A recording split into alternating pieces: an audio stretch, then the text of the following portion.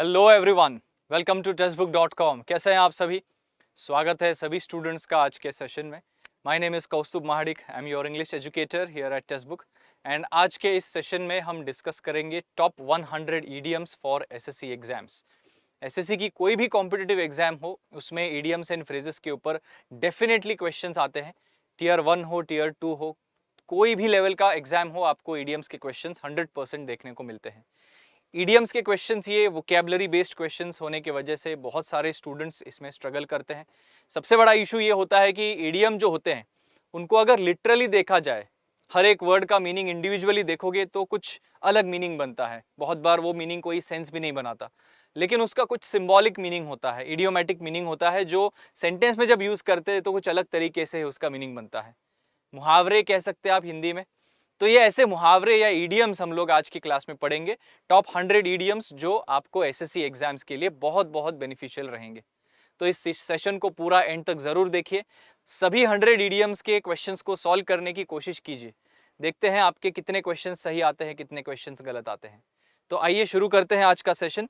सबसे पहले जिन्होंने ये टेलीग्राम ग्रुप ज्वाइन नहीं किया है, इसे ज्वाइन कर दीजिए। This is my telegram group @kaustubsir_टेक्स्टबुक, या फिर आप इंग्लिश विद कौस्तुभ सर ऐसे भी सर्च कर सकते हैं, ये ग्रुप आपको मिल जाएगा। इस ग्रुप में आपको डेली पीडीएफ्स मिलेंगे, यूट्यूब सेशंस के लिंक्स मिल जाएंगे, क्विजेस होते हैं, पोल्स होते हैं और बाकी सारे फीचर्स यहाँ पर आपको मिल जाएंगे। चलिए शुरू करते हैं। आज का पहला इडियम देखिए क्या है, डेविल्स एडवोकेट। क्या होता है डेविल्स एडवोकेट? इस इडियम का मतलब, an advocate like a devil, discussion of an advocate, या फिर टू प्रोवोक डिबेट और test the strength of the opposing arguments. Generally ये मूड कोर्ट्स में वगैरह या लॉ स्टडी करने वाले जो स्टूडेंट्स होते हैं उनके कॉलेजेस में यूज किया जाता है। जानबूझ के किसी ऐसी साइड, ऐसे पर्सन की साइड लेते हैं जिनको आप सपोर्ट भी नहीं करते, फिर भी जस्ट देखने के लिए कि सामने वाली पार्टी कितनी स्ट्रांग है, उनका आर्ग्यूमेंट कितना स्ट्रांग है, ये चेक करने के लिए आप किसी दूसरे पार्टी को सपोर्ट करते हैं, तो आप डेविल्स एडवोकेट बन जाते हैं। तो करेक्ट आंसर यहां बन जाता है टू प्रोवोक अ डिबेट, जानबूझ के डिबेट प्रोवोक करना, टेस्ट करने के लिए सामने वाले ऑपोजिशन पार्टी के स्ट्रेंथ को। तो करेक्ट आंसर होना चाहिए 4, और 4 आंसर बिल्कुल सही है, बहुत ही करेक्ट है। आगे बढ़ते हैं।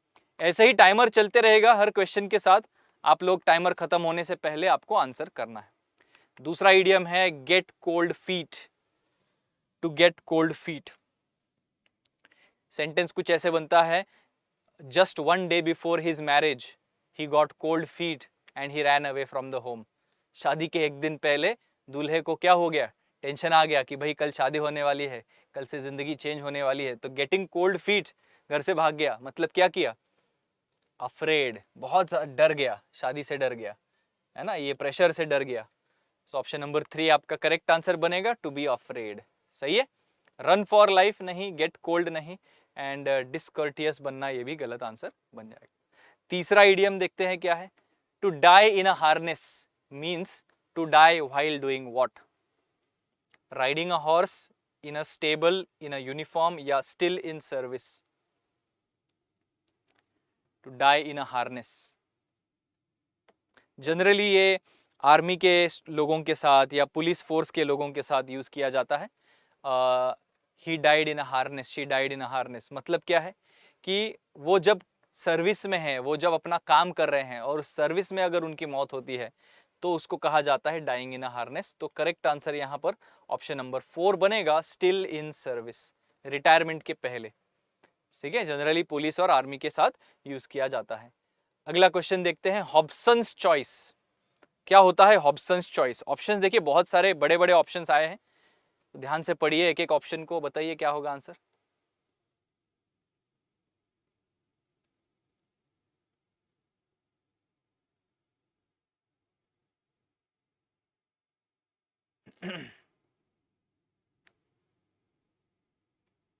Yes, what will be the right answer? Comment section में भी आप कर सकते हैं कमेंट।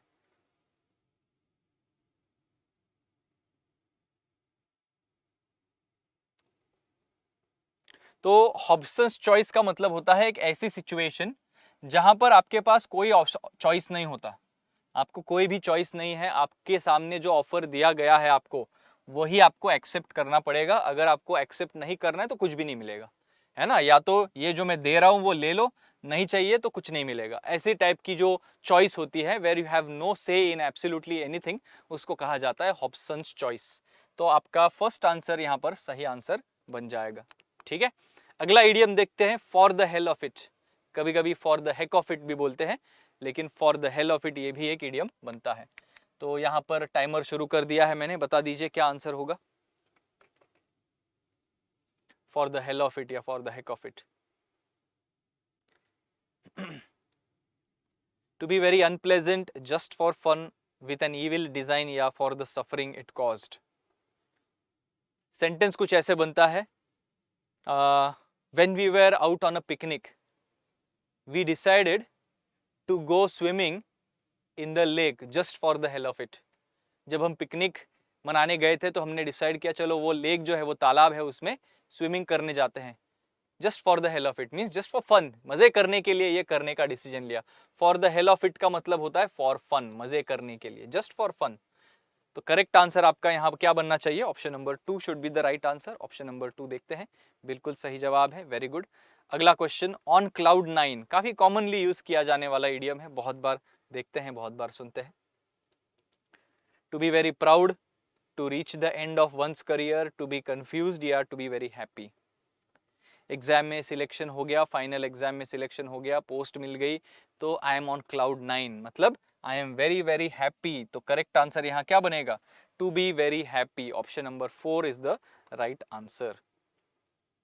ठीक है, नेक्स्ट, ये एक नया इडियम है, a lick and a promise. A lick and a promise क्या हो सकता है meaning? To do something quickly and carelessly, to do something neatly and on time, to do something quickly and carefully, या फिर enjoy something wholeheartedly।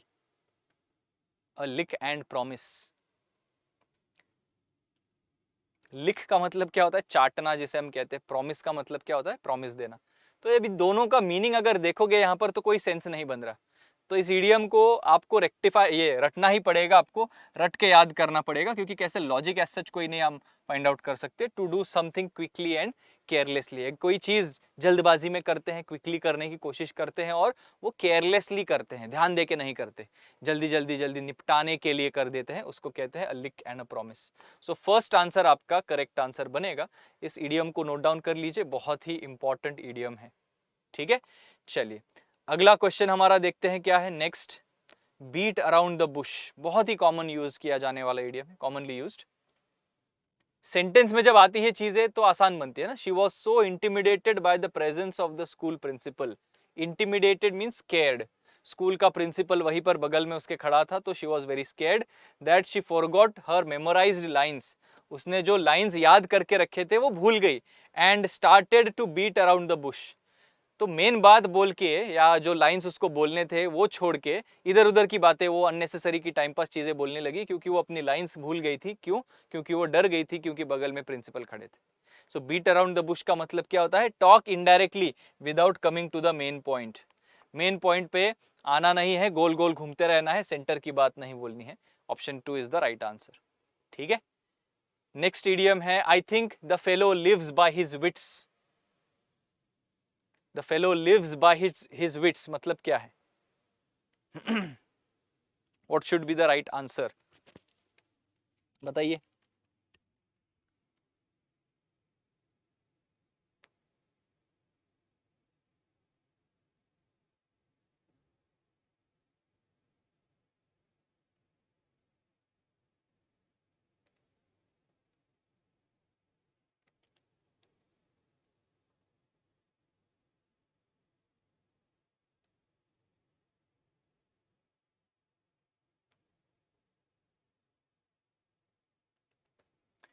So yes, lives by the wits का मतलब क्या है कि कोई भी सेटल्ड मीन्स ऑफ सब्सिस्टेंस नहीं है। मीन्स ऑफ सब्सिस्टेंस का मतलब क्या होता है, पैसा कमाने का साधन, जॉब हो सकता है, कोई बिजनेस हो सकता है। तो कुछ भी settled way of earning money नहीं है। आज ये काम कर रहा है तो पैसे आ रहे हैं, कल कोई दूसरा काम कर लेगा, परसों कोई तीसरा काम कर लेगा। तो ऐसा है, कोई स्टेबल जॉब नहीं है, कोई फिक्स्ड तरीका नहीं है जहां से पैसे आते हैं, तो उसको कहा जाता है lives by the wits. Option number 1 आपका answer, sorry, has no settled, अच्छा ये उल्टा हो गया, सेटल्ड के जगह नो सेटल्ड आएगा, माय मिस्टेक। उसका कोई भी सेटल्ड मींस ऑफ सब्सिस्टेंस नहीं है, नहीं है, तो नो आना चाहिए। गलती से मैंने 1 मार्क कर लिया था। ऑप्शन नंबर 2 आपका आंसर यहां सही बनेगा। ठीक है। Between the devil and the deep blue sea, between the devil and the deep blue sea, क्या होता है मीनिंग इसका?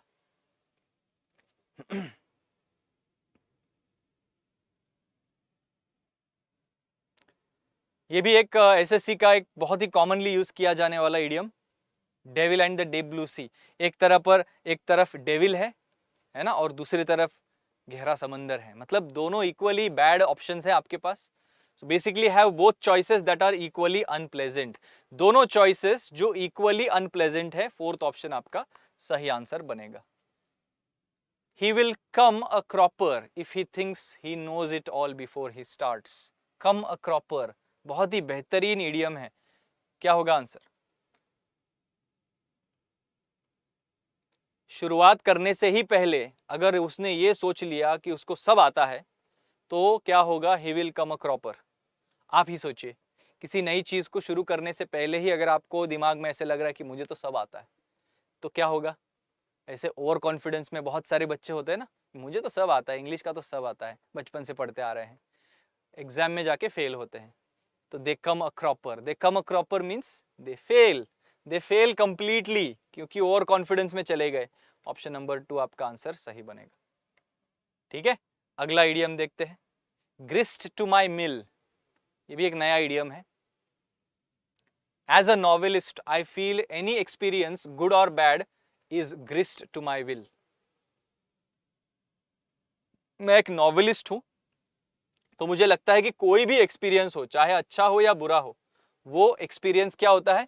ग्रिस्ट टू माई मिल मीन्स मेरे मिल के लिए एक काइंड ऑफ फॉडर होता है, खाद्य होता है। बेसिकली मुझे वहां से कुछ सीखने को मिलता है, अच्छे एक्सपीरियंस से भी और बुरे एक्सपीरियंस से। Something that can be used for one's advantage, मैं उस चीज का मेरे अपने खुद के एडवांटेज के लिए यूज कर सकता हूं या कर सकती हूं। ऑप्शन नंबर 1 आपका आंसर सही बनेगा। ठीक है। हेल एंड हार्टी, बहुत ही सिंपल इडियम, सबको आएगा answer. I am happy to find you hale and hearty. तुम्हें हैप्पी मतलब तुम्हें हेल एंड हार्टी देखने से मुझे बहुत खुशी हुई। तो हेल एंड हार्टी क्या होगा? हेल्दी, वीक, इनोसेंट या नन ऑफ दीज? तो ऑब्वियसली क्या आएगा आंसर? हेल्दी। तुम्हारी सेहत अच्छी है, तुम खुश हो, ये देख के मुझे बड़ा अच्छा लगा। Healthy will be the right answer. Option 1 is the correct answer. अगला इडियम देखते हैं, all at sea. All at sea, कभी कभी ऐसा एक इडियम आता है जिसके ऑप्शंस देख के आपको बड़ा कंफ्यूजन होता है कि ए आंसर है कि बी आंसर है, नहीं समझ में आ रहा है ना? ए आंसर है या बी आंसर है, नहीं समझ में आ रहा है, तो उसको कहते हैं ऑल एट सी। तो I am all at sea because I don't know the meaning of the option, means I am confused. All at sea का मतलब क्या होगा? कंफ्यूजन में है, I am very very confused. Option number 1। अगला idiom देखते हैं next, blessing in disguise is what? Blessing in disguise, मान लीजिए आपको जॉब से निकाल दिया गया। तो इनिशियली आपको लगता है कि यार जॉब चली गई मेरी, है ना, अभी पैसा कहाँ से मिलेगा, ये वो। फिर आपने उस जॉब गए जाने के दुख में आपने कुछ बिजनेस का आइडिया आपके दिमाग में आ गया, चलो अभी भाड़ में जाए, जॉब नहीं करेंगे, अपना खुद का बिजनेस स्टार्ट करेंगे। और आपने वो बिजनेस शुरू कर दिया, बाद में पता चला कि वो बिजनेस बहुत फ्लरिश हो गया, आप करोड़पति बन गए। तो वो जो जॉब आपकी गई थी, निकाल दिया गया था, वो आपके लिए क्या था? एक ब्लेसिंग इन डिसगाइज था। मतलब ऐसी चीज जो शुरुआत में आपको लग रही थी कि ये बुरी है, लेकिन बाद में अच्छा उसका कुछ रिजल्ट आया। Something something good, something unrecognised, something known to all, या something good but not recognised at first. कोई अच्छी चीज होती है लेकिन उसका इनिशियल स्टेजेस में रिकॉग्निशन नहीं होता। शुरुआत में आपको नहीं लगता कि ये अच्छा है, बाद में पता चलता है कि अच्छा हुआ था। Blessing in disguise. ठीक है, फोर्थ ऑप्शन आपका सही है। Hold your horses, animal based idiom है। होल्ड योर हॉर्सेस, अपने घोड़ों को पकड़ के रखना, ऐसा मीनिंग नहीं होता उसका, लिटरल मीनिंग नहीं है, सिंबॉलिक मीनिंग होता है। Why are you in such a rush, hold your horses, इतनी जल्दबाजी क्यों कर रहे हो, hold your horses means be patient, patient रहो, है ना, धैर्य रखो, बी पेशेंट। ऑप्शन नंबर 2 सही आंसर होना चाहिए, बिल्कुल सही है। अगला इडियम है it was all Greek to me, it was all Greek to me, ये भी वैसा ही है एट सी वाला।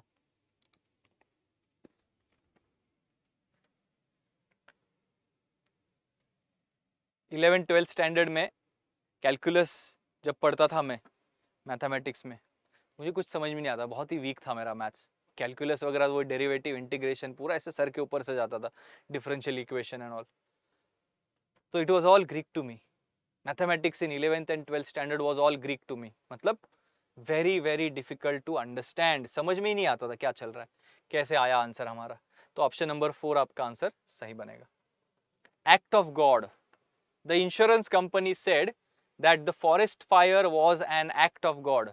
Hence, act of God means an event due to natural causes for which dash.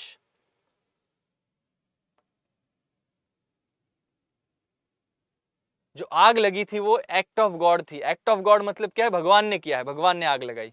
No man is responsible, insurance company क्या करती है, कोई ना कोई लूपहोल ढूंढने की कोशिश करती है ताकि अपने पैसे बचाए, है ना, तो अगर आग लगी है तो वो बोल दिया कि एक्ट ऑफ गॉड है, नेचुरली लग गई मतलब भगवान ने आग लगाई, इसलिए हम किसी को पैसे नहीं दे सकते, है ना, सो एक्ट ऑफ गॉड है means no man is responsible for that fire, natural causes से हुई है, no man, no man means nobody is responsible, तो किसको पैसे देंगे हम लोग, है ना, सो ऑप्शन नंबर 1 आपका आंसर सही बनेगा।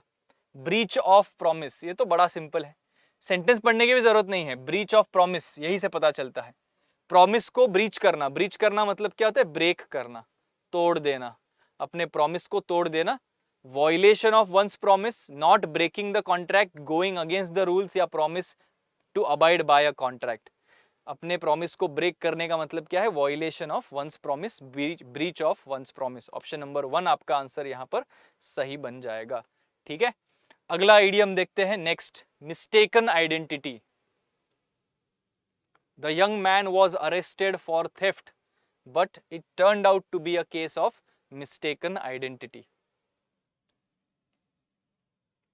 चोरी के लिए उसको अरेस्ट किया गया था, बाद में पता चला गलती से अरेस्ट हुआ है, क्योंकि पुलिस को लगा वो कोई दूसरा पर्सन है, पता चला कोई तीसरा ही पर्सन था। सो मिस्टेकन आइडेंटिटी मतलब क्या है यहाँ पर, a case where you correctly identify someone, बिल्कुल नहीं, a case where one is not able to give his identity proof, नहीं, a case where you incorrectly identify someone, a case where one proves himself true by giving an identity proof, नहीं। चौथा answer correct है, गलती से identify कर लिया, गलत person को आइडेंटिफाई कर लिया, option number 4 is the right answer. Next, our lawyer is excellent but and does everything by the book, हमारा लॉयर बहुत ही एक्सीलेंट है and he does everything by the book, मतलब क्या है, हर चीज जो वो करता है वो रूल्स और रेगुलेशंस के दायरे में रह के, कोई रूल ब्रेक करके कुछ नहीं करता, है ना, तो क्या होता है, by playing by the book या एक्टिंग बाय द बुक का मतलब होता है according to all the rules, एक भी रूल वो तोड़ता नहीं है, सारे रूल्स को फॉलो करके चीजें करता है, इसलिए वो एक्सीलेंट है, option number 3 is the right answer.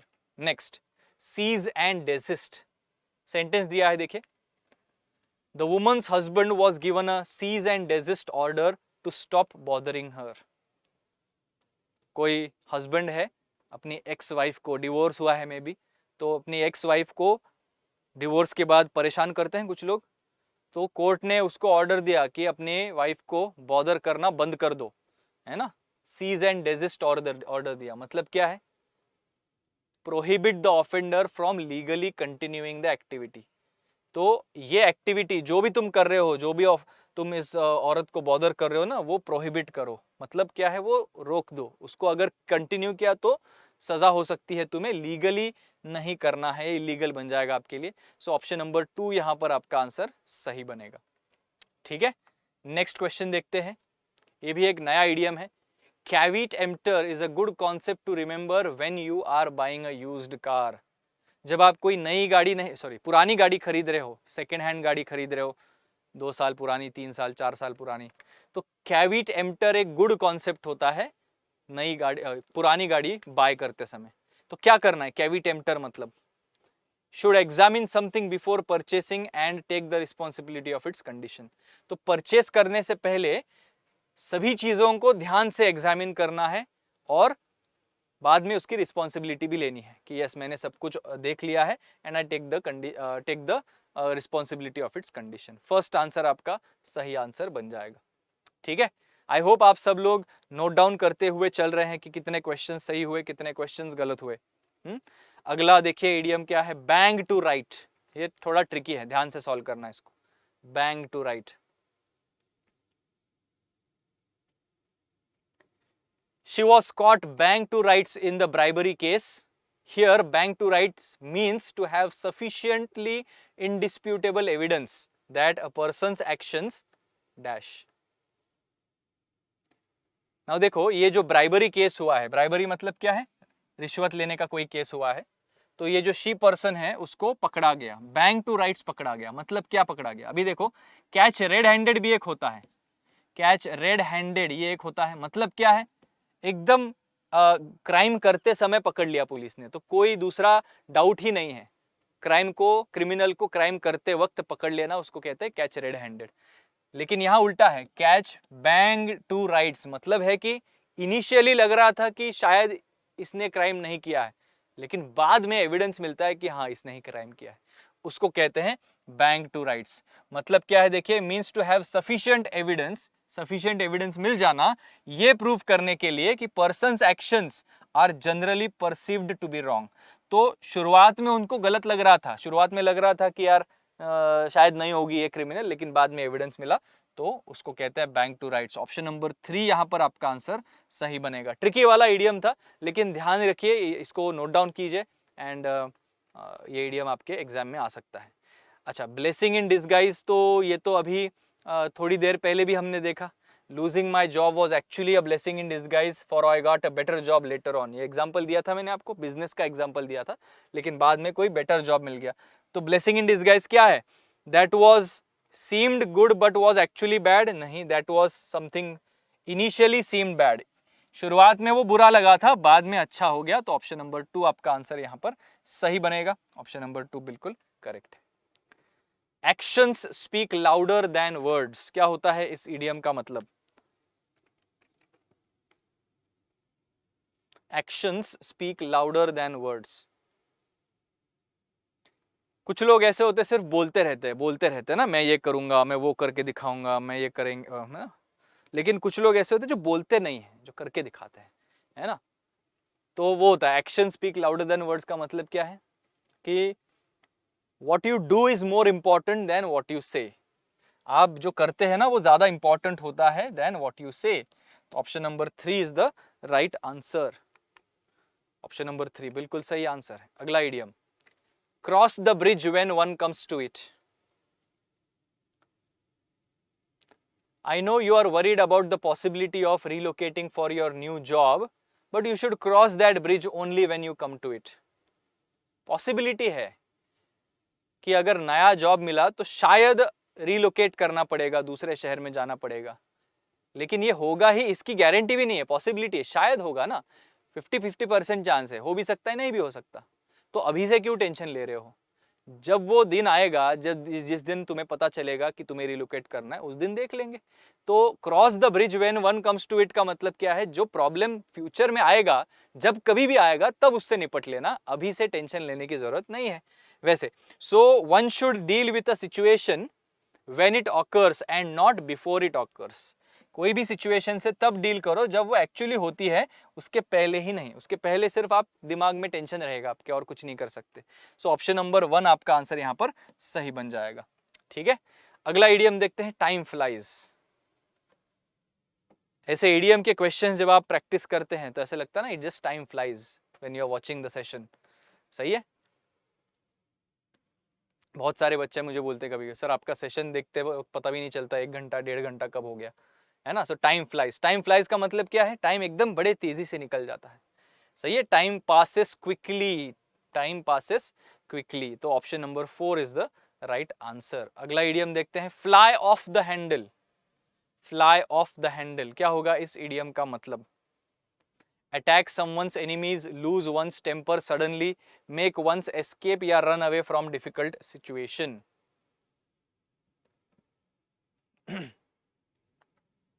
Fly off the handle. Now OFF off, इसका मतलब क्या है? हैंडल मतलब कंट्रोल छूट जाना, फ्लाई मतलब क्या है? उड़ जाना। हैंडल यहां पर किसी हैंडल की बात नहीं कर, कंट्रोल की बात कर।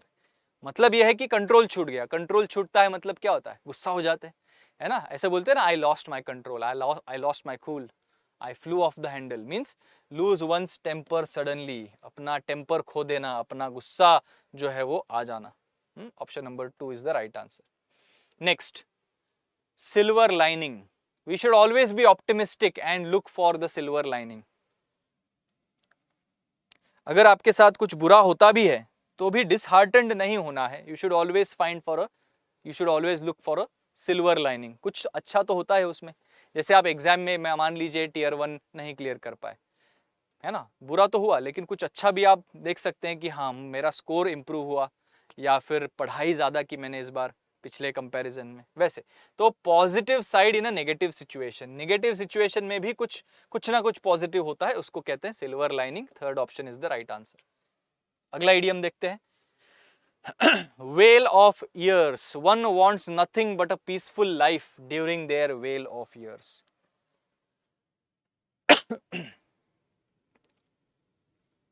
पीसफुल लाइफ, एक शांति भरी जिंदगी के अलावा और कुछ नहीं चाहिए। कब? Well of years. Old age में, बुढ़ापे में, डिफिकल्ट टाइम्स में, एडोलेसेंट मतलब यंग एज में, या फिर स्टडी पीरियड में।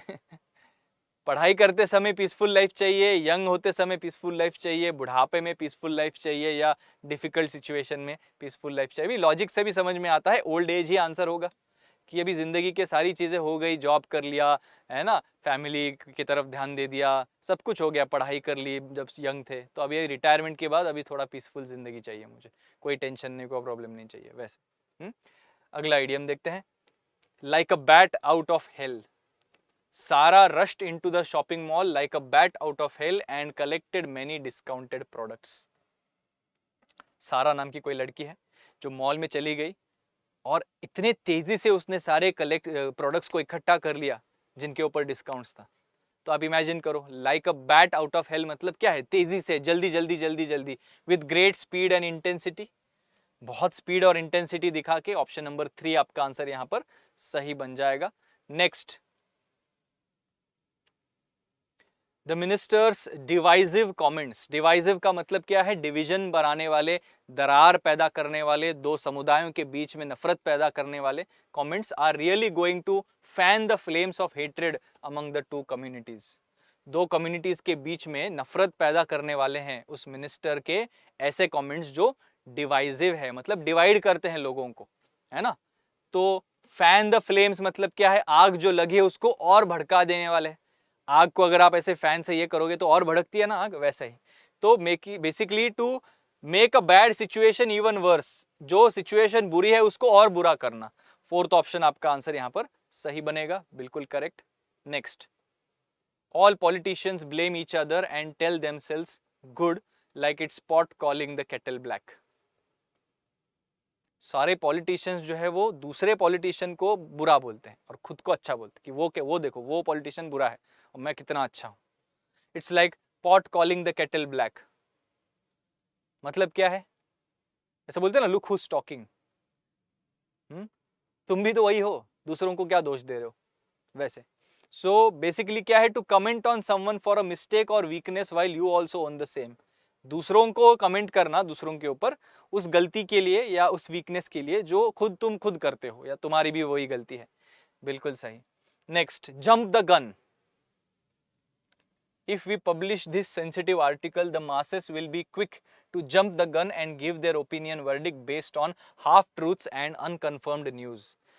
कोई सेंसिटिव आर्टिकल है, कोई ऐसे टॉपिक के ऊपर जो सेंसिटिव है, कंट्रोवर्शियल है, अगर ये हमने पब्लिश कर दिया तो लोग क्या करेंगे? जंप द गन करेंगे, पहले से ही किसी चीज के बारे में ओपिनियन बना लेंगे based on what? Half truths, आधी ही सच्चाई पता है, पूरी कहानी नहीं पता, और ये जो न्यूज है वो कंफर्म्ड भी नहीं है, अनकंफर्म्ड न्यूज के ऊपर लोग अपना ओपिनियन बना लेंगे और वर्डिक्ट दे देंगे। तो जंप द गन करेंगे मतलब क्या है? रूमर्स स्प्रेड करेंगे, किल करेंगे किसी को, प्रीमेच्योरली एक्ट करेंगे या बीट द पिस्टल करेंगे। अभी रूमर स्प्रेड करेंगे एंड एक्ट प्रीमेच्योरली, इनमें आपका कंफ्यूजन हो सकता है। किसी को एक्चुअली किल नहीं करेंगे और पिस्टल को बीट नहीं करेंगे। तो लोग क्या करेंगे, प्रीमेच्योरली एक्ट करेंगे, क्योंकि आधा सच पता है आधा सच नहीं पता, उसके पहले ही अपनी डिसीजन बना लिया, आपका ओपिनियन बना लिया, तो you are acting prematurely. Rumour spread करेंगे ही इसकी गारंटी नहीं है, लेकिन प्रीमेच्योरली एक्ट करेंगे ये तय है। तो आपका थर्ड आंसर सही है। अगला, ऑल ग्रीक टू मी ये भी हमने थोड़ी देर पहले ही किया था, ये रिपीट हो गया एक और इडियम। सेंटेंस देखिए, director's pronunciation was so bad that the speech was all Greek to me. Mathematics वाला एग्जांपल दिया था, कुछ भी समझ में नहीं आ रहा था। Incomprehensible, incomprehensible means not able to understand. Interesting नहीं था, नहीं। सुनाई नहीं दिया, नहीं। बोरिंग था, बिल्कुल नहीं। Incomprehensible. Cool as a cucumber, Mahendra Singh Dhoni के साथ ही एग्जाम्पल ये एसोसिएट किया गया है ना। As the captain of Indian cricket team, MS Dhoni was as cool as a cucumber. तो बहुत ठंडे दिमाग वाले, शांत, एकदम प्लेसिड, कितना भी टेंशन भरा सिचुएशन है एकदम रिलैक्स्ड रहने वाले कैप्टन। तो क्या है, काम। काम, कंपोज्ड, कूल, प्लेसिड, ये सारे वर्ड्स आएंगे। 4 answer is the right answer. Next, Sukesh is so innocent that he wears his heart on his sleeve. Sukesh इतना इनोसेंट है कि वो अपना हार्ट अपने स्लीव पे पहनता है। एक्चुअली अपना हार्ट उठा के यहाँ स्लीव पे पहनता है क्या, नहीं। इनोसेंट है मतलब क्या है, एक्सप्रेसेस हिज फीलिंग्स ओपनली, या does not know how to express, या वेयर्स अ ब्लैक ड्रेस, नहीं आएगा। Expresses his feelings by giving heart shaped cards, ये भी नहीं आएगा। 1 और 4 में उसको नहीं पता कि कैसे एक्सप्रेस किया जाए, या सबको ओपनली सब कुछ बता देता है। इनोसेंट है ना, इनोसेंट है मतलब उसको नहीं समझ में आ रहा है कि किसके सामने क्या बोलना है क्या नहीं बोलना है ना। तो उसको आंसर आपका आएगा 1 answer, expresses the feelings openly, 1 answer is right. अगला, all roads lead to Rome, so whether you draw from the top और from the bottom it will give you the same drawing.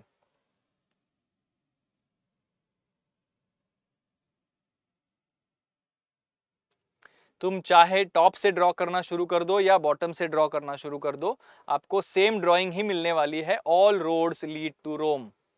Rome is the capital city of Italy. अभी actually Italy नहीं जाना है।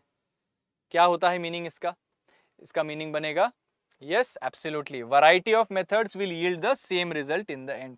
चाहे कितने भी अलग अलग मेथड से तुम करो ये काम, अल्टीमेटली रिजल्ट जो है वो सेम होने वाला है, सेम रिजल्ट यील्ड करेंगे। ठीक है। Next, drain the swamps. After becoming president of the United States, Donald Trump promised to drain the swamps several times during his tenure.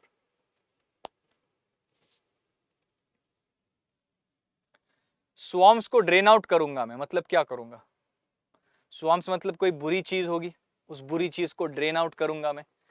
तो create jobs for youth, promote the economy, ये positive चीजें लग रही है। Make false promises या root out the practice of corruption. Logic से समझ में आ रहा है यहां पर, बिल्कुल गलत किसी चीज को हटाने वाला हूं। ड्रेन आउट करूंगा मतलब हटाऊंगा। स्वाम्स का मतलब क्या है, बुरी चीज, कोई नेगेटिव वर्ड है, तो बस यह है, किसको हटाऊंगा, करप्शन को हटाऊंगा। रूट आउट मींस निकाल देना, हटा देना। C answer is the right answer. Next, wild goose chase, the rapist escaped the police custody on the way to jail. Police is apparently on a wild goose chase after he vanished into the woods. कोई rapist को पकड़ के police station लेके जा रहे थे, भाग गया वहां से, जंगल में जाके भाग गया। तो पुलिस क्या कर रही है अभी, वाइल्ड गूज चेस कर रही है। Chasing till the last time, to intensely chase someone, chase for someone that's beyond your reach, या रिसर्च और search someone into the woods. सिर्फ जंगलों में सर्च करना है, नहीं।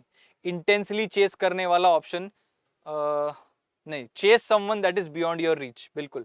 अभी वो भाग गया है ना, जंगलों में भाग गया है, तो उनके रीच से बाहर चला गया है, बिल्कुल पुलिस के रीच से बाहर चला गया। और ऐसी चीज को चेस करना जो तुम्हारे रीच से बाहर चला गया है, तुम्हें नहीं पता अभी वो कहाँ है वैसे। ठीक है। To play the second fiddle, second fiddle, fiddle क्या होता है, म्यूजिकल इंस्ट्रूमेंट ऑर्केस्ट्रा में। फर्स्ट फिडल मतलब जो ऐसे म्यूजिशियंस जो पहली रो में बैठते हैं, जो सबसे इंपॉर्टेंट नोट्स प्ले करते हैं, उनके पीछे जो बैठते हैं उनको कहते हैं second fiddle.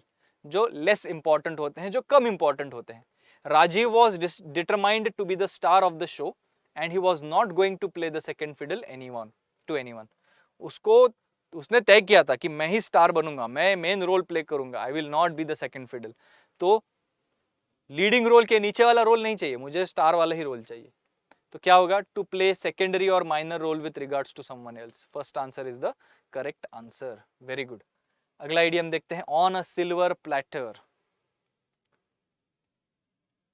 Mother, my teacher is coming over for dinner tonight. I will have to present all of the food on a silver platter.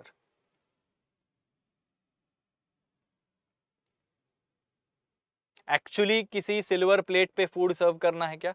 शायद नहीं. To get a warm welcome, to get something without having to work for it. काम किए बगैर किसी चीज को हासिल कर लेना, या to work hard to make your presence felt. तुम्हारे प्रेजेंस को लोगों तक पहुंचाने के लिए बहुत मेहनत करना. क्या होता है? क्या होगा इसका करेक्ट आंसर? बिल्कुल, to get something without having to work for it. मतलब क्या है कि टीचर आ रही है, I will have to present all of my food with on a silver platter. As in जो भी खाना है ना, वो खाना ऐसे पेश करना है कि टीचर को अच्छा भी लगे, लेकिन मुझे कोई ज्यादा काम करने की जरूरत नहीं पड़ती है ना. Without having to work for it, ये बहुत ही इंपॉर्टेंट बन जाता है. C answer is the right answer. Next. My father would never look a gift horse in the mouth and all accept what was given. मेरे father accept करते थे जो भी उनको दिया जाता था. Never look for a gift horse in the mouth. मतलब क्या है?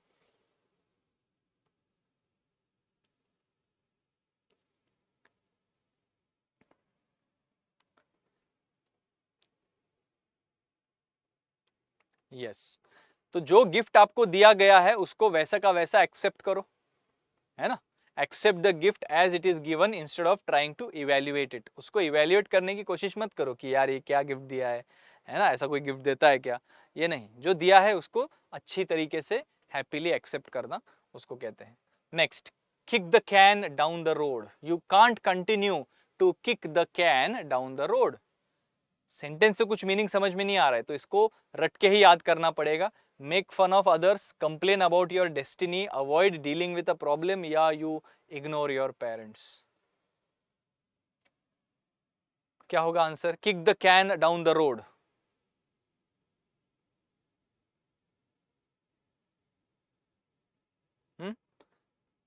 चलिए, तो इसका सही जवाब है yes, avoid dealing with your problems. ये तुम्हारे सामने कैन आया है, उसको किक्ड कैन मतलब क्या है? आगे आगे ढकेलो, आगे जब बाद में देखेंगे. ये नहीं करते बैठ सकते. अभी तुम्हारे लाइफ में प्रॉब्लम्स आए हैं, उनको अभी के अभी डील करो. अवॉइड करना नहीं है. Avoid dealing the problems is called kicking the can. If you are a high roller, casinos will often let you stay in their hotels for free in the hopes that you will lose big amounts of money. If you are a high roller कौन होता है? Casino आपको free में रहने का option देंगे with the hope that you will lose big amounts of money. बहुत पैसा खो दोगे आप. किसमें? जुए में. कैसीनो में क्या जुआ खेलते हैं लोग? पोकर, ये वो जी गेम्स खेलते हैं, पैसा लगाते हैं, बेटिंग करते हैं. तो हाई रोलर कौन? Wealthy person who makes risky investments. Mature and experience person कौन जाएगा कैसीनो में? Introvert who speaks very less, ये भी कैसीनो में नहीं जाएंगे लोग. ऑनेस्ट पर्सन या वेल्दी पर्सन? वेल्दी पर्सन नहीं ना, वेल्दी होगा, बहुत अमीर पर्सन होगा जो रिस्की इन्वेस्टमेंट करता है. तो कैसीनो वालों को पता है कि इसके पास पैसा है और दिमाग नहीं है, तो ये इन्वेस्ट करेगा और हारेगा, पैसे अपने को मिलेंगे बहुत सारे, तो उनको फ्री में रहने का ऑफर देते हैं, है ना. उससे कई ज़्यादा कमाने वाले हैं. अगले देखते हैं. Since both the candidates are equally popular, the American presidential election looks to be going down the wire. Cricket match कभी कभी ऐसे होता है ना, the match has gone down to the wire. आखिरी 6 बॉल में 7 रन चाहिए और 2 विकेट हाथ में है. तो match is going down the wire. आखिरी बॉल तक चला जाता है, 1 बॉल में 2 रन चाहिए, आखिरी wicket. That is called the match has gone down to the wire. Means something that ends in the last minute. मतलब आखिरी बॉल पर कोई चीज खत्म हो, आखिरी बॉल पर मैच खत्म होती है. It went down the wire. Last moment तक चलते रहता है, लास्ट बॉल तक ये मैच चलेगी. Option number 1 is the right answer. Next. Bring owls to Athens. The Prime Minister has a plan to increase taxes, thinking that this would improve the economy. It would bring owls to Athens. Taxes को increase करने का plan है, ये सोच रहे हैं कि improve हो गई इकोनॉमी टैक्सेस अगर बढ़ाएंगे तो। और क्या होगा, it would bring owls to Athens, मतलब पॉजिटिव चेंजेस लेके आएगा। रिस्की जॉब परफॉर्म करना, डिस्ट्रॉय करना, यूजलेस और फ्यूटाइल एक्ट, बिल्कुल यूजलेस और futile act. Prime Minister has a plan to increase taxes, thinking that this would improve the economy. It would be useless. Bringing owls to Athens. कुछ भी नहीं output होने वाला उससे, कुछ फायदा नहीं होने वाला, ये करना स्ट्रैटेजी बेकार जाएगी, यूजलेस और फ्यूटाइल एक्ट है। Fourth option is the right answer. Next, apple of discord, Kaveri river का वाटर शेयरिंग जो है ना कर्नाटका तमिलनाडु के बीच में, it has always been an apple of discord. मतलब क्या है, दो स्टेट्स के बीच में झगड़े का reason, the reason for their dispute and fight. तो कॉज ऑफ स्ट्राइफ, आर्ग्यूमेंट और राइवलरी, झगड़े का, दुश्मनी का वजह। तो क्या होगा आपका apple of discord, fourth option is the right answer. Next idiom देखते हैं। The teacher took him to the task, teacher ने उसको क्या किया, स्कोल्ड, एप्रिशिएटेड, कंसोल्ड या प्रेज। नाउ ये ऐसे इडियम्स जो आते हैं सेंटेंस के अंदर, सेंटेंस से कुछ भी पता नहीं चल रहा है, तो ये इडियम आपने पहले कभी सुना होना चाहिए, देखा होना चाहिए, तब आंसर आएगा। टीचर ने उसको took him to the task का मतलब होता है डांटा, स्कोल्ड कर दिया। Scolded, option number 4 is the right answer. Next idiom, look before you leap. Leap का मतलब होता है जंप करना, कूदना। तो एक जगह से दूसरे जगह कूदने से पहले देखो, लुक करो मतलब क्या है, सिचुएशन को एनालाइज करो, सोचो जरा केयरफुली, क्या आपको कूदना है, जंप करना है कि नहीं करना है। एक्ट केयरफुली या think carefully before taking an action, see before you jump, see carefully and then jump, या एक्ट केयरफुली। एक्चुअली जंप करना है क्या किसी जगह पर, नहीं, कोई भी एक्शन हो सकती है ना, it could be any action, not just jumping, it could be any action. Think carefully before taking an action. Next, on tenter hooks, बहुत ही बढ़िया इडियम है, on tenter hooks. Happiness in a state of suspense and anxiety, in a bad move, या being irritable.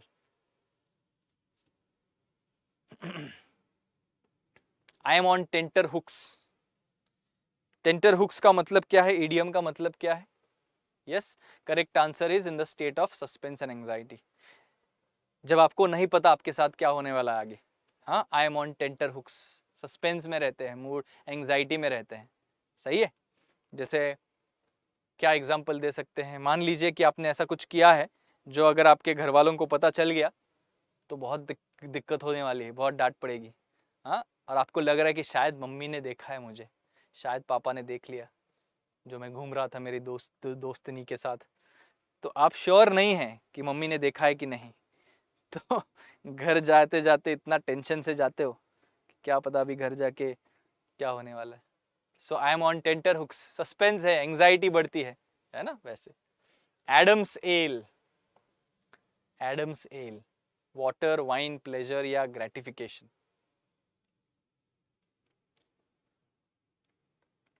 Adam कहा जाता है ना, the first two human beings, Adam and Eve, वो वाला एडम। और एडम का एल मतलब क्या है, ale is like a drink, generally beer जैसे फर्मेंटेड ड्रिंक होता है, लेकिन एडम का ड्रिंक मतलब क्या है, पानी। पहले the initial, the first two people को क्या मतलब, वहाँ तो अल्कोहलिक ड्रिंक्स नहीं होंगे ऑब्वियसली इनिशियल स्टेजेस में, तो पानी ही होगा। Water is the only thing that could be the drink. Next, Penelope's web, Penelope's web, endless, boundless, interrupted या discontinuous.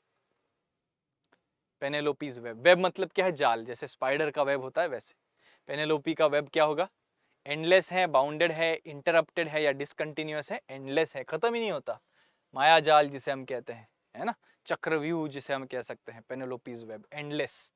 Next, for the nonce, for the nonce, NONCE, nonce, provisionally, useless, eternally या not to be given importance. For the nonce क्या होगा answer, बताइए फटाफट। ये आज के जो इडियम्स है हम लोग जो कर रहे हैं, इनको नोट डाउन कीजिए। 100 idioms, best 100 idioms for SSC exams है। इनको एक बार रट के याद कर लिया तो बहुत ज़्यादा आपकी प्रिपरेशन हो जाएगी।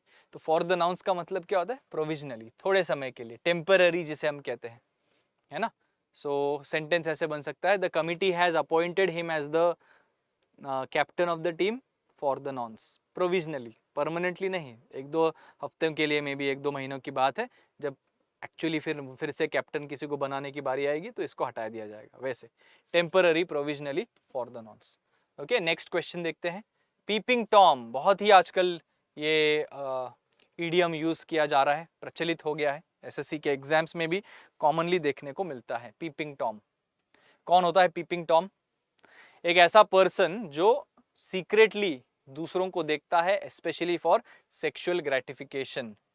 जनरली ऐसे होते ना लोग, लड़कियों को छुप छुप के देखते रहते हैं, है ना, एंड एज इन सिर्फ देखना मतलब एज इन स्टॉकिंग करते हैं, एंड देन अपने खुद के सेक्सुअल ग्रेटिफिकेशन के लिए ये करते रहते हैं, उसको पीपिंग टॉम कहते हैं। 4th ऑप्शन आपका आंसर यहाँ सही बनेगा। नेक्स्ट है जैक ऑफ ऑल ट्रेड्स, एक प्रोवर्ब भी है, jack of all trades and master of none.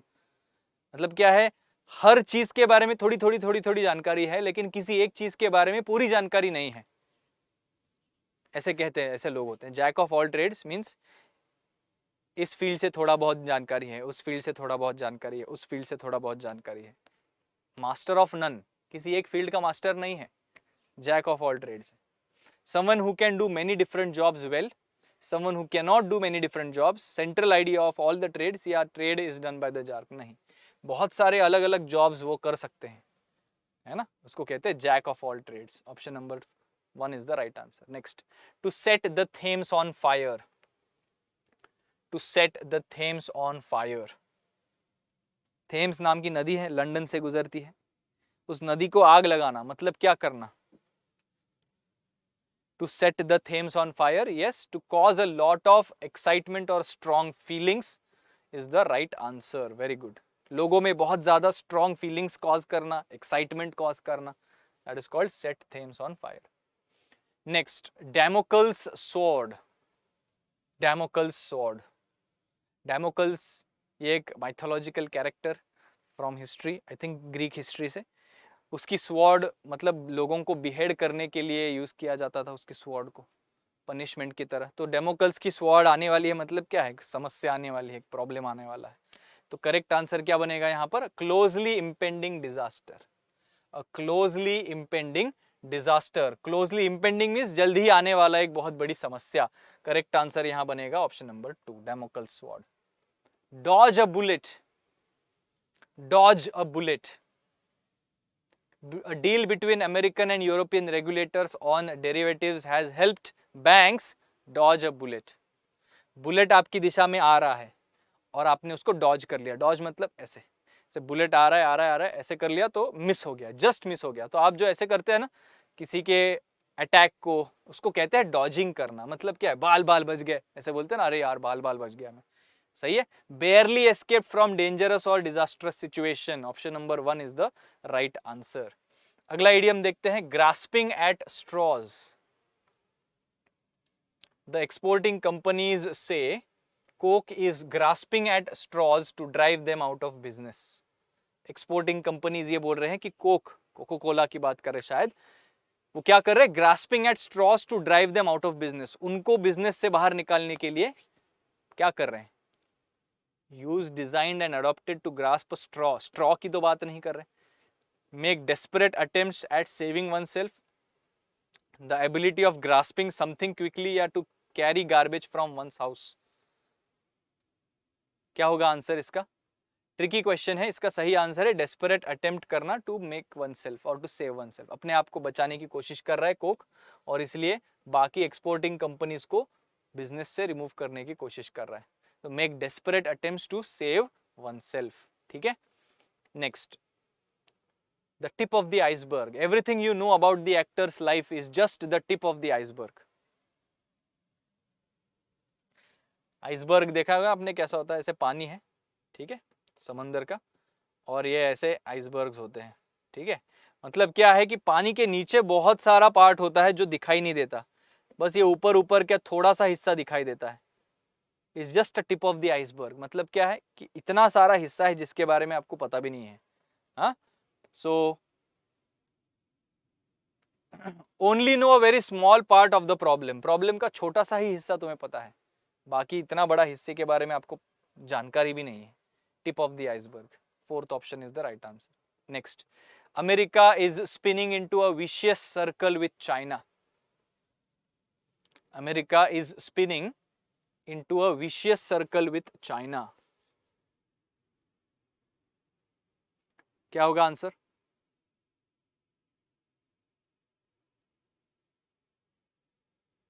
Vicious circle, vicious circle means एक के बाद दूसरा, दूसरे के बाद तीसरा, प्रॉब्लम आते ही जाता है।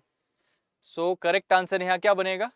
One trouble leads to another that aggravates the first. First answer आपका सही आंसर होना चाहिए, बिल्कुल करेक्ट आंसर है। Next, kick the can down the road, ये तो हो गया। Difficult, deal with a problem, problem के साथ डील करना, प्रॉब्लम के साथ डील करना, kick the can down with the road, sorry, avoid dealing with a problem, we must resist the urge to kick the can down the road. हाँ, dealing with a problem को avoid करना, my mistake. Can को kick करते रहो मतलब क्या है? Postpone करते रहो, प्रोक्रेस्टिनेट करते रहो, avoid dealing with that problem, उस प्रॉब्लम के साथ डील करने से अवॉइड करना। सही बात है, फोर्थ आंसर करेक्ट बनेगा। गलती से ही आपका मैंने ये आंसर बता दिया, 4 is the right answer. The crux of the matter, the crux of the matter is that we should all study hard for the idioms. अभी इतने सारे इडियम्स कर रहे हैं ना, इस सबका क्रक्स क्या है? अंडरलाइनिंग पार्ट क्या है? मेन कंटेंट क्या है? मोस्ट एसेंशियल और main part of the problem, उसको कहते हैं the crux of the matter. Option number 3 is the right answer. Simple है, इजी है। नेक्स्ट, वुल्फ इन अ शीप्स क्लोथिंग, शीप के क्लोथिंग में भेड़ या भेड़िया।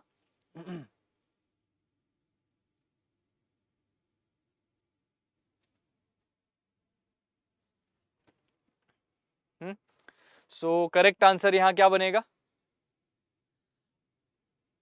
इनोसेंट तो नहीं, one who works in cloth industry नहीं, इम्पोस्टर। इम्पोस्टर का मतलब क्या है? भेष बदल के आया हुआ, जो भेष बदल के आया है इम्पोस्टर है। Wolf in a sheeps clothing. Next, bull in a China shop, China shop का मतलब क्या होता है? चाइना कंट्री के बारे में बात नहीं कर रहे। China shop is a shop जहां पर आपको चीनी मिट्टी से बने हुए जो बर्तन होते हैं, यूटेंसिल्स होते हैं, चाइनीज सॉइल से बने हुए प्लेट्स हो सकते हैं। शादियों में देखो गिफ्ट करते हैं, बहुत ही डेलिकेट वगैरह नाजुक होते हैं, तो थोड़ा सा धक्का लगा तो भी टूट सकते हैं। ऐसे जो डेलिकेट चीजें होती है ना, चीनी मिट्टी से बने हुए, उस शॉप में अगर कोई बुल चला गया, बुल मतलब एक ऐसा बड़ा सा एनिमल जो वायलेंट होता है, तो क्या होगा? तबाही होगी, डिस्ट्रक्शन होगा, सब कुछ टूट जाने वाला है। तो क्या है बेसिकली? रेकलेस और क्लमजी या ब्लंडर। गलती है, डे ड्रीमिंग है, इम्पॉसिबल सिचुएशन है, या रेकलेस और क्लमजी होना। तो रेकलेस एंड क्लमजी। रेकलेस, बहुत ही केयरलेसली बिहेव करना, क्योंकि अगर आपने ठीक से बिहेव नहीं किया तो सिचुएशन बुरी हो सकती है। ठीक है, नेक्स्ट इडियम देखिए, कैच 22।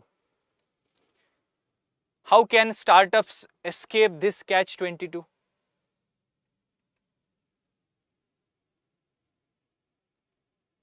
कैच 22 का मतलब एक ऐसी सिचुएशन जिसमें आगे बढ़ना या सक्सीड करना इम्पॉसिबल होता है बिकॉज ऑफ कन्फ्लिक्टिंग रूल्स और कंडीशंस। मतलब ऐसे कुछ दो रूल्स होते हैं जो एक दूसरे को कॉन्ट्राडिक्ट करते हैं। ये भी नहीं कर सकते क्योंकि ये ए नहीं कर सकते क्योंकि बी को कॉन्ट्राडिक्ट कर रहा है, बी नहीं कर सकते क्योंकि ए को कॉन्ट्राडिक्ट कर रहा है। तो एक ऐसी सिचुएशन जिसमें आगे कैसे बढ़ना है पता ही नहीं चलता, it's like a catch 22। Option number 2 is the right answer. Okay, next, pig headed.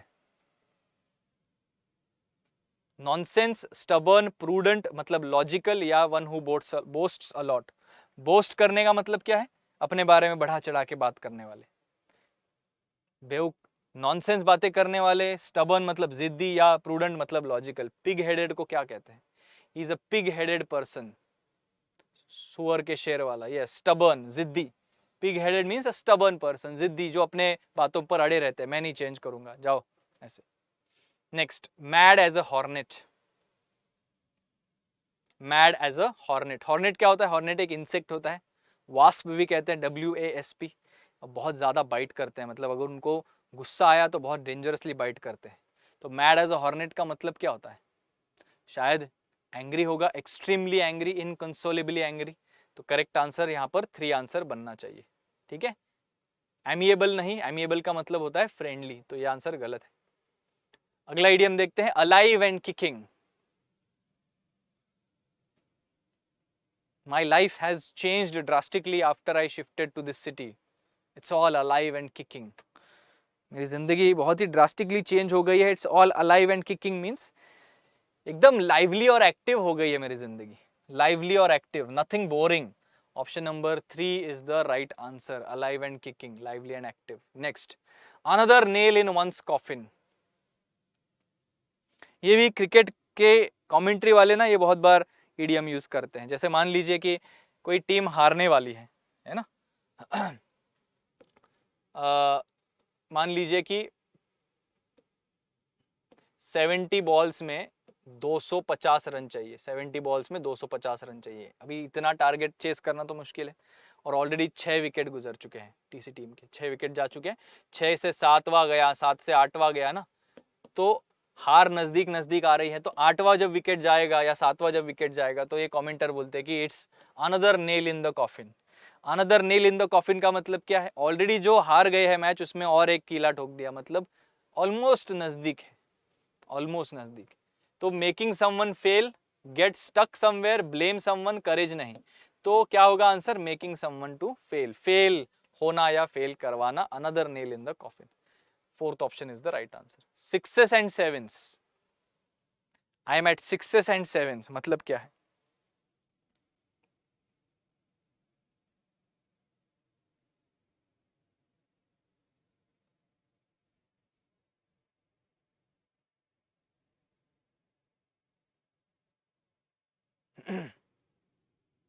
Confused, high potential, too many things and hurry. क्या होगा आंसर? बिल्कुल सही. कंफ्यूज्ड और difficult. I am confused means I am at 6s and 7s and in a difficult situation. ठीक है. Weal and woe. Weal and woe क्या होता है मीनिंग इसका? Friend and foe, with all your will, sorrow या happiness and sadness. बहुत commonly use करते हैं. विल एंड वो का मतलब होता है खुशी के टाइम पे और दुख के टाइम पे. Happiness and sadness. Fourth option is the right answer. A good friend is a friend who is always there with you in weal and woe. ऐसा दोस्त जो आपके अच्छे समय में बुरे समय में आपका साथ दे. At daggers drawn. The two schools have been at daggers drawn for months. Dagger का मतलब क्या होता है? ऐसे एक वेपन होता है ना, बहुत ही तेज शार्प वेपन होता है ना, ऐसा कुछ दिखता है. यहाँ पर एक ऐसा हैंडल होता है, तो ये हैंडल को ऐसे पकड़ते हैं, खंजर जिसे हम कहते हैं, है ना. तो ये होता है डैगर. तो डैगर को ड्रॉ करना. ड्रॉ मतलब ऐसे रेडी पोजीशन में रहना. एज इन कब यूज? फाइट करने के लिए. फाइट करने के लिए रेडी होना. तो almost ready for fight. Almost ready to fight at daggers drawn. Option number 1 is the correct answer. Give him enough rope and see what happens. उसको इनफ रोप दे दो और देखो क्या होता है. रोप का मतलब यहाँ पर रस्सी. एक्चुअली रस्सी देनी है क्या? नहीं. To be spacious, to help others शायद नहीं लग रहे. Give enough space to stand and let someone do wrong. To give someone enough rope. 1 और 2 में आपका कंफ्यूजन यहाँ पर हो सकता है. स्पेशियस होना और दूसरों की मदद करना. हाँ, टू हेल्प अदर्स ये भी हो सकता है. To help others, to give someone enough rope means दूसरों को मदद करो और देखो आगे क्या होता है. तो 1, 2 और 4 में कंफ्यूजन हो सकता है. करेक्ट आंसर आपका क्या बनेगा? Yes, 2 answer. To let someone do wrong, उसको गलती करने दो. Give him enough rope, let him make mistake और फिर आगे देखो क्या होता है. So let someone do wrong और make mistakes. Next, man of straw. क्या होता है मैन ऑफ स्ट्रॉ का मतलब? Who or what is a man of straw?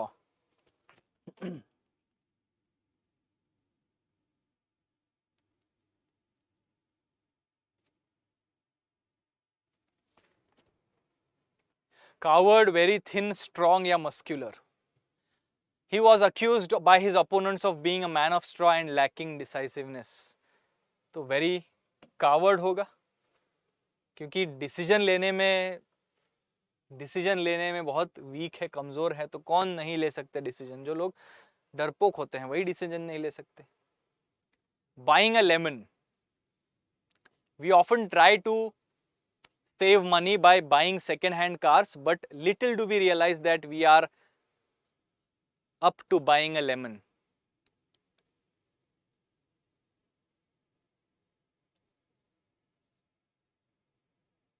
Second hand गाड़ी खरीदते समय हमें लग रहा है कि हम पैसे बचा रहे हैं, लेकिन बहुत कम बार ये रियलाइज करते हैं कि हम एक लेमन खरीद रहे हैं, मतलब क्या खरीद रहे हैं? समथिंग विच इज वर्थलेस, क्योंकि उसका आगे कोई फायदा नहीं है। आप किसी को थर्ड हैंड गाड़ी कोई खरीदता नहीं है ना, so it is worthless. Next, it is a matter of gratification that he has turned a new leaf, to turn a new leaf. मान लीजिए कोई पर्सन है, बहुत गुस्सा आता है उनको, बहुत जल्दी एंग्री हो जाते हैं, फिर बाद में लोग कोई मेडिटेशन का कोर्स कर लेते हैं, योगा प्राणायाम वगैरह या विपश्यना वगैरह करके शांत हो जाते हैं। उनका जो स्वभाव है, जो बिहेवियर है गुस्सा करने का, वो कम हो जाता है। तो ऐसे बोलते हैं कि ही has turned a new leaf in his life, means अपने आप को चेंज किया है और अच्छे के लिए चेंज किया है। तो स्टार्टेड यूजिंग एक्सीलेंस नहीं, एक्सेप्टेड द न्यू ऑफर नहीं, began a different mode of life, या prove to be a worthy person. क्या होगा answer? Made a different mode of life, मतलब जिंदगी का एक नई शुरुआत कर दी है। सही है, ये बिहेवियर छोड़ के अच्छा बनने की कोशिश की है। अगला इडियम देखते हैं, picking holes. He is always picking holes in every project. कुछ लोग ऐसे होते हैं ना, इसमें ये गलती है, ये गलती कर रहे हो, वो गलती कर रहे हो, ये ऐसा नहीं चाहिए, वैसा चाहिए। खुद कुछ नहीं करेंगे, खुद इन्वॉल्व भी नहीं है, फिर भी दूसरों के काम में गलतियां निकालने वाले, पिकिंग होल्स। फाइंडिंग फॉल्ट्स होगा, गलतियां निकालने वाले, finding faults. B answer is the right answer. Next, police is completely at a loss over the real culprit. At a loss, असली कल्प्रिट कौन है इसके ऊपर पुलिस क्या है? Completely at a loss, completely पता ही नहीं है कौन है कल्प्रिट। तो अनफेज्ड, कंपोज्ड, अनडॉन्टेड या परप्लेक्स्ड? Perplexed, confused. परप्लेक्स का मतलब क्या होता है? कंफ्यूज। पुलिस खुद कंफ्यूजन में है कि असली कातिल, असली कल्प्रिट कौन है। Perplexed is the right answer. Next, ebb and flow. EBB, ebb and flow क्या होता है? High tides, low tides, good और bad about someone, recurrent pattern of coming and going और डिक्लाइन एंड ग्रोथ, या major shortcomings of a project. What will be the right answer? बिल्कुल, recurrent pattern of coming and going और decline and regrowth, आते जाते रहना है ना, up and down, up and down, up and down होते रहना, दैट इज कॉल्ड एब एंड फ्लो। ठीक है। Next, speaks volumes.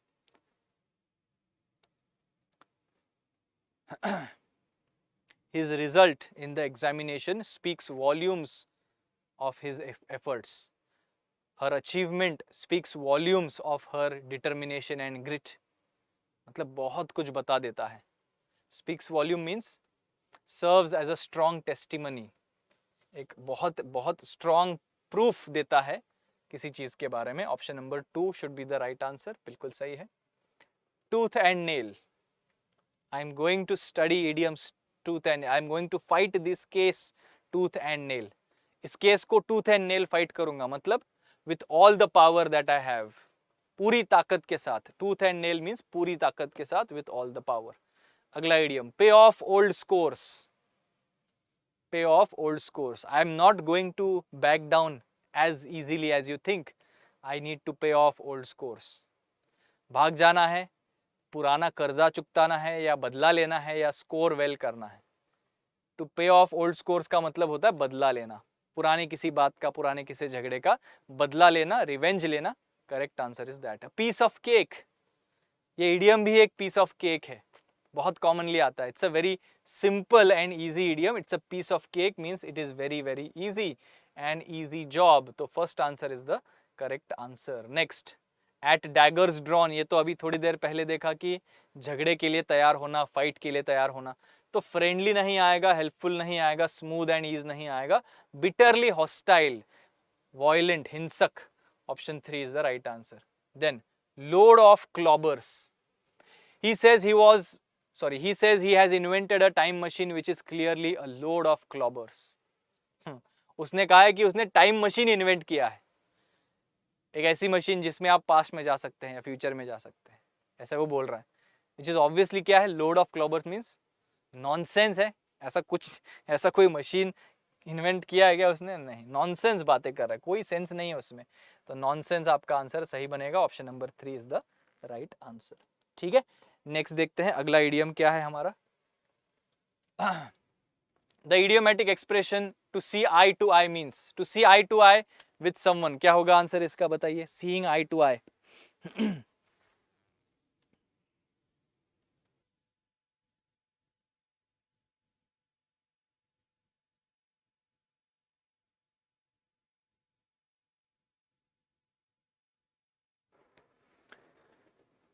To agree with someone, to remain neutral, या to take over something, या to enjoy best of both. To see eye to eye means to agree with someone. I see eye to eye with you on this situation. इसके ऊपर मैं तुमसे सहमत हूँ वैसे. Next, pull yourself together.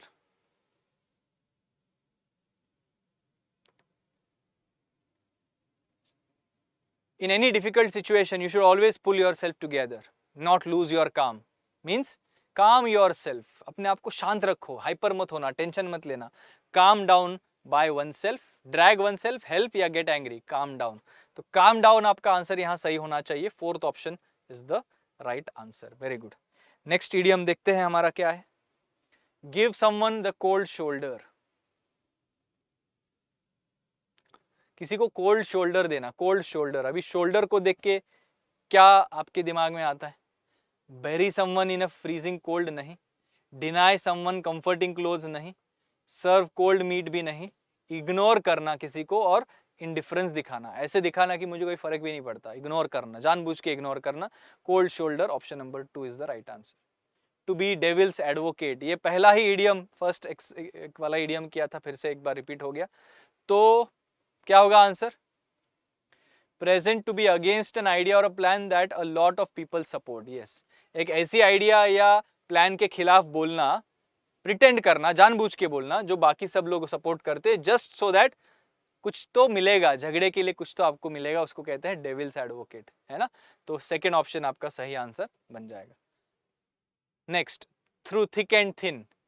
He is my best friend, he has always been through thick and thin और through my thick and thin. Happy moments, difficult, all circumstances, है ना, जितने भी अच्छे या बुरे. Thick and thin means all circumstances, all types of situations. Next, not let the grass grow under the feet. Do not let the grass grow under your feet. Grass grow under the feet का मतलब क्या है? To be idle, not doing anything. एक जगह बैठे रहना, कुछ भी नहीं करना, उसको कहते हैं letting the grass grow under your feet. Not let the grass means don't let that happen. कुछ करो. Don't delay in getting things done. है ना? Delay मत करना. Delay मत करना, उसको पूरा करो. फोर्थ ऑप्शन आपका सही आंसर बनेगा. डेड वुड, क्या होता है डेड वुड? पीपल और things which are no longer useful और नेसेसरी, पर्सन विदाउट सेंटिमेंट्स और sympathy, caring an idea which constantly occupies your thoughts या challenge someone in his own area. Dead wood, he is a dead wood, she is a dead would.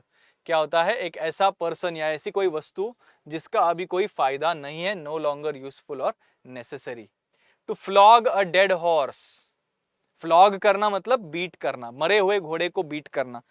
अभी मरे हुए घोड़े को beat करोगे, क्या होने वाला है उससे? कुछ नहीं होने वाला, वो घोड़ा उठ के दौड़ने नहीं वाला. सो बेसिकली आप क्या कर रहे हो? You are just wasting your time. So to revive interest in a subject which is out of date. Actually किसी घोड़े को मार नहीं रहते हैं. To achieve an easy task भी नहीं है. Try to table work from weak horse नहीं. कोई ऐसा सब्जेक्ट में इंटरेस्ट दिखाना जो आउटडेटेड हो गया है, जो मर गया है, उससे कुछ फायदा नहीं होने वाला. You are just wasting your time. Fourth option सही है. To meet one's Waterloo. Waterloo ये हिस्ट्री से आपने सुना होगा, है ना, वाटरलू, बैटल ऑफ वाटरलू. तो वहां से आता है ये idiom. To meet one's Waterloo means what? To meet a strong adversary, दुश्मन से मिलना. डाई एन इग्नोबल डेथ, बहुत ही यू नो ऐसी ऑर्डिनरी मौत आ जाना. मीट वंस फाइनल डिफीट या meet with humiliation. Meet one's Waterloo, इसका सही आंसर होगा yes, option number 4, final defeat. One's final defeat, आखिरी डिफीट, इसके बाद आप और फाइट नहीं करेंगे, उसको कहते हैं Waterloo. Next, to carry all before one. To carry all before one, एक पर्सन को कैरी नहीं करना है, सबको कैरी करना है साथ में. Finish quickly, make a promise, free from danger या टू बी कंप्लीटली सक्सेसफुल. अभी देखो, carry all before one as such कोई मीनिंग नहीं लग रहा है, तो इन चारों में से क्या इडियम होगा, आंसर होगा, बताइए. To carry all before one का मतलब होता है टू बी कंप्लीटली सक्सेसफुल. तो जब आप सबको साथ लेके चलते हैं, कलीग्स को अपने लाइफ में, है ना, तो आप क्या होते हैं, आप सक्सेसफुल बनते हैं। किसी एक पर्सन को आप साथ लेके जाओगे तो बाकी जो बचे हैं ना, वो लोग आपको कभी सक्सेसफुल होने नहीं देंगे। So carry all before one means to be very successful. Bite the bullet. अभी रिसेंटली आपने एक न्यूज़ पढ़ी होगी, कोई एक सीईओ है इंडियन ओरिजिन के, जिन्होंने जूम कॉल पे 900 लोगों को फायर किया। अभी रिसेंटली न्यूज़ में चल रहा था, है ना। तो उसका वीडियो भी ये हो गया था, 900 लोगों को एट अ टाइम नौकरी से निकाल दिया। सो वहां से मतलब उस सिचुएशन में ये इडियम यूज कर सकते हैं कि he had to bite the bullet. He had to bite the bullet means to force yourself to do something unpleasant. उसको वो करना अच्छा नहीं लग रहा है, फिर भी कुछ नहीं कर सकते उसके बारे में, करना ही पड़ेगा। To force yourself to do something unpleasant. I have to bite the bullet here and do this. Next, go against the grain. Go against the grain. जानबूझ के करना किसी चीज को, ऐसी चीज करना जो अगली और अनपॉपुलर है। Something in conflict with one's value system. या something that we can accept with difficulty. तो किसी के वैल्यू सिस्टम के, किसी के आदर्शों के खिलाफ है, ऐसी अगर चीज कोई करनी है तो उसको कहेंगे going against the grain. I cannot tell him lies because it's against my grain. मैं कभी झूठ नहीं बोलता, वैसे अगर कोई है तो, है ना। सो ये हमारा लास्ट ईडियम था, 100th ईडियम। कैसा रहा आज का एक्सरसाइज, बताइए जरा सब लोग कमेंट सेक्शन में। 100 में से आपके कितने क्वेश्चन सही हुए, कितने क्वेश्चन गलत हुए, है ना। और ये अपना वीडियो या सेशन अगर अच्छा लगा है तो उसको लाइक ज़रूर करें, शेयर कीजिए अपने दोस्तों के साथ एंड चैनल को सब्सक्राइब कीजिए। बिफोर वी एंड, सभी नए बच्चों को एक खास इन्फॉर्मेशन यहाँ पर देनी है कि एसएससी के लिए live coaching for freshers batch 3 शुरू होने वाला है 25 जनवरी से। इस बैच में एसएससी के सारे एग्जाम्स कवर किए जाएंगे। तो ये बैच बहुत ही बढ़िया बैच रहेगा, बेसिक टू एडवांस सारी चीज़ें कवर होंगी। इंग्लिश, मैथ्स, रीजनिंग, जीए सब कुछ कवर किया जाएगा फ्रॉम बेसिक टू एडवांस। ये बैच खास तौर के उन स्टूडेंट्स के लिए बेनिफिशियल है जो अगले साल या उसके अगले साल एग्जाम देने की प्लानिंग कर रहे हैं। तो काफ़ी अच्छा खासा टाइम है, 1 ईयर कोर्स है तो पूरा 1 साल ये बैच चलेगा। 25 जनवरी से ये बैच स्टार्ट हो रहा है, 25 जनवरी से ये बैच स्टार्ट हो रहा है 2022 से, और ये बैच 13 जनवरी 2023 तक ये बैच चलेगा। तो 1 साल ऑलमोस्ट ये बैच चलेगा। और इस बैच में 430 से ज़्यादा लाइव क्लासेस मिलेंगे, 12,000 से ज़्यादा practice questions, more than 50 test, more than 150 PDF notes. इतनी सारी फीचर्स आपको इस बैच में एक जगह पर मिलेंगी। इस बैच में एनरोल करते समय कूपन कोड के वहाँ पर ये कोड अप्लाई कीजिए, कोड नोट डाउन करो ठीक से, KAUSTUBHM, कौस्तुभ M, ये कोड है मेरा, 20% डिस्काउंट मिलेगा। इसी बैच पर नहीं, टेक्स्ट बुक के कोई भी पेड बैच के ऊपर आप ये कोड अप्लाई कर सकते हैं।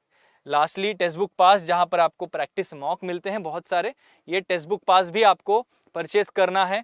तो यहाँ पर अच्छा, पेड बैच अगर ले लिया तो उसमें टेक्स्ट बुक पास ऑटोमेटिकली आपको आ जाता है, लेकिन अगर सिर्फ टेक्स्ट बुक पास चाहिए, सिर्फ प्रैक्टिस मॉक्स चाहिए, तो उसके लिए ये पास है आपके पास। 14 मंथ का सब्सक्रिप्शन आपको मिलेगा 280 में, और 3 साल का सब्सक्रिप्शन आपको मिलेगा 490 रुपीज़ में। लेकिन उसके पहले ये कोड अप्लाई करो, कंपास, KAMPASS। कंपास ये कोड पास के लिए है, और जो पहला वाला कोड बताया था वो पेड बैचेस के लिए है, ठीक है। तो ये दोनों कोड्स नोट डाउन कर लीजिए ठीक से। यहाँ पर आपको 26,000 से ज़्यादा प्रैक्टिस मॉक्स मिलेंगे for more than 400 different examinations. और लास्टली टेक्स्ट बुक का अपना खुद का एक एसएससी रेलवेज का टेलीग्राम ग्रुप है, टेक्स्ट बुक एसएससी रेलवेज, ये भी ज्वाइन कर लीजिए अगर अभी तक ज्वाइन नहीं किया है। इसका डिस्क्रिप्शन नीचे लिंक में आपको मिल जाएगा, ठीक है। चलिए, तो आज का हमारा ईडियम्स का टॉप 100 ईडियम्स फॉर एसएससी का सेशन यहीं पर खत्म होता है। आई होप आप सबको ये सेशन अच्छा लगा, you guys enjoyed the session, and फिर मिलेंगे ऐसे ही बढ़िया अलग अलग सेशंस के साथ अगली वीडियो में। Till then take care guys, thank you so much for watching textbook.com, bye bye.